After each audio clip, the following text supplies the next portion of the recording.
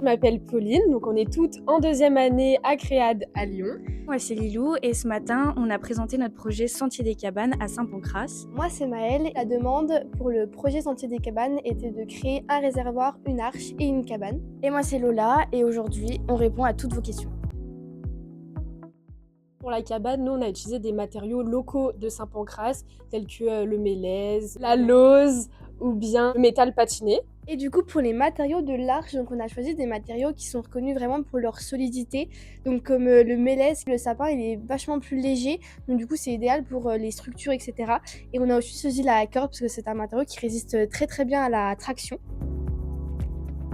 On a créé une cabane assez compacte qui est créée en bois, donc qui se fond bien dans l'environnement. Et on a également conçu notre cabane dans une forme organique, ce qui permet du coup son intégration dans le paysage. On ne s'est pas inspiré d'un concept déjà existant. On a vraiment puisé nos inspirations dans notre tête, dans notre imagination. On s'est aussi beaucoup inspiré du lieu de Saint-Pancrace, notamment son histoire avec le lac, etc., pour vraiment créer la forme de notre cabane, par exemple, avec l'idée du glacier et de la goutte d'eau.